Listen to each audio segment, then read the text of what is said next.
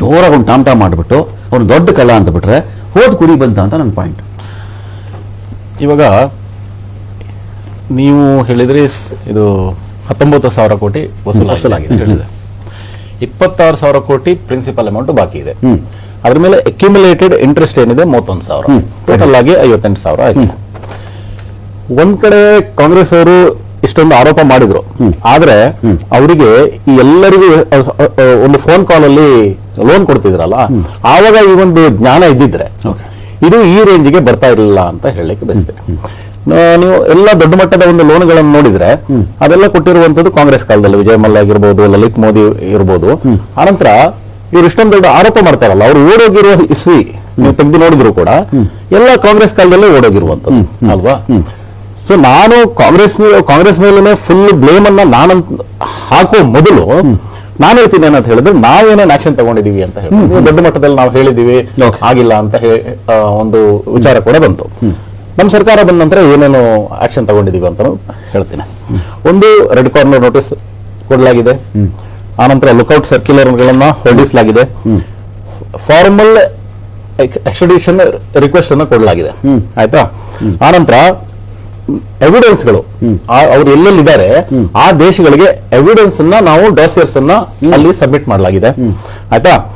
ಆನಂತರ ಸಿಬಿಐ, ಇಡಿ ಮತ್ತು MEA coordination ಅಲ್ಲಿ ವರ್ಕ್ ಮಾಡ್ತಾ ಇದ್ದಾರೆ. ಎಕ್ಸ್ಟ್ರಡಿಷನ್ ರಿಕ್ವೆಸ್ಟ್ ಗಳನ್ನ, ಅರೆಸ್ಟ್ ವಾರೆಂಟ್ ಗಳನ್ನು ಕೊಡಲಾಗಿದೆ. ಆನಂತರ ಅವರಿಂದ ನಾವು ಲೀಗಲಿ ಎಷ್ಟು ಪ್ರಾಪರ್ಟಿನ ಕಾನ್ಫಿಸ್ಕೇಟ್ ಮಾಡಬಹುದು ಅದನ್ನ ಮಾಡ್ಕೊಂಡಿದ್ದೀವಿ. ಆದ್ರೆ ಏನಾಗ್ತಿದೆ ಅಂತ ಹೇಳಿದ್ರೆ, for example Vijay Mallya case ಇರ್ಬೋದು, ನೀರವ್ ಮೋದಿ ಕೇಸ್ ಇರ್ಬೋದು, ಆಯಾ ದೇಶದ ಲಾ ಏನಿದೆಯಲ್ವಾ ಅದು ಒಂದು ಲಾಸ್ಟ್ ಮಟ್ಟದ ಒಂದು ತೊಂದರೆಯನ್ನ ಕೊಡ್ತದೆ. ಫಾರ್ ಎಕ್ಸಾಂಪಲ್ ವಿಜಯ್ ಮಲ್ಯ ಅವರ ಕೇಸಲ್ಲಿ ಇರ್ಬೋದು, ಅವರಿಗೆ ನಾವು ಆಲ್ರೆಡಿ ಎಲ್ಲ ಇದು ಎವಿಡೆನ್ಸ್ ಅನ್ನೆಲ್ಲ ಕೊಟ್ಟ ನಂತರ 2014 ಮುಂಚೆ ಪ್ರಾಬ್ಲಮ್ ಇದೆ ಅಂತ ಗೊತ್ತಿರಲಿಲ್ಲ. ಒಂದ್ ನಿಮಿಷ ಅದಕ್ಕೆ ನಾನು ಹೇಳ್ಬಿಡ್ತೀನಿ, ಒಂದ್ ನಿಮಿಷ ಕೊಟ್ಬಿಡಿ, ಆನಂತರ ನೀವು ಕೇಳಿ. ಎಕ್ಸ್ಟ್ರಡಿಷನ್ ಅಪ್ರೂವಲ್ ಆಗಿದೆ ಯಾರದು, ವಿಜಯ್ ಮಲ್ಯದು. ಆದ್ರೆ ಅವ್ರು ಏನ್ ಮಾಡ್ತಾರೆ, ಮೇಲ್ಮನವಿ ಸಲ್ಲಿಸ್ತಾರೆ, ಪದೇ ಪದೇ ಮೇಲ್ಮನವಿ ಸಲ್ಲಿಸ್ತಾರೆ, ಹಾಗೂ ಹ್ಯೂಮನ್ ರೈಟ್ಸ್ ಇದು ವಿಷಯನ ತೆಗೆದುಕೊಂಡು ಬಂದು ಪುನಃ ಕೋರ್ಟಿಗೆ ಹೋಗ್ತಾರೆ. ಅದರಿಂದಾಗಿ ಡಿಲೇ ಆಗ್ತಾ ಇದೆ. ಆದ್ರೆ ಒಂದು ಗುಡ್ ಪಾಯಿಂಟ್ ಇಸ್, ಇನ್ನೊಂದು 6 ರಿಂದ 18 ತಿಂಗಳಲ್ಲಿ ಭಾರತಕ್ಕೆ ಅವ್ರು ಬರ್ಬೋದು ಅನ್ನುವಂತ ಒಂದು, ಅಲ್ಲಲ್ಲ ಎಕ್ಸ್ಟ್ರಡೈಟ್ ಮಾಡಬಹುದು ಅನ್ನುವಂತ ಒಂದು ವಿಷಯ ವಿಷಯ ಅಂತ ಹೇಳ್ತೇನೆ. ಅಲ್ಲೂ ಕೂಡ ಎಕ್ಸ್ಟ್ರಡಿಷನ್ ವೆಸ್ಟ್ ಮಿನಿಸ್ಟರ್ ಕೋರ್ಟ್ ಇಂದ ಅಪ್ರೂವ್ ಆಗಿದೆ. ಸುಪ್ರೀಂ ಕೋರ್ಟ್ ಅಲ್ಲೂ ಕೂಡ ಅವ್ರು ಏನು ಅಪೀಲ್ ಮಾಡಿದ್ದಾರೆ, ಅದು ಕೂಡ ಡಿನಯಲ್ ಆಗಿದೆ.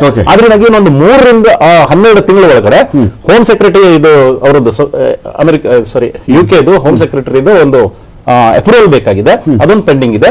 ಆದ್ರಿಂದಾಗಿ ಅವರು 3 ರಿಂದ 12 ತಿಂಗಳಲ್ಲಿ ಬರ್ತಾರೆ. ಇನ್ನೇನು ಸಂದೇಶರ ಫ್ಯಾಮಿಲಿ ಇದೆಯಲ್ವಾ, ಅವರು ಒನ್ ಟೈಮ್ ಇದು ಸೆಟಲ್ಮೆಂಟ್ ಗೆ ಅಗ್ರಿಮೆಂಟ್ ಮಾಡಿದ್ದಾರೆ.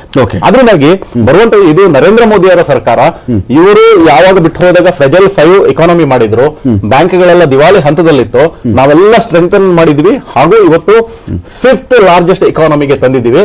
ಹಾಗೂ ನರೇಂದ್ರ ಮೋದಿ ಅವರ ಒಂದು ಸರ್ಕಾರದ ಮೇಲೆ ಭರವಸೆ ಇಡಿ, ಯಾರು ಎಕಾನಮಿಕ್ ಅಫೆನ್ಸಸ್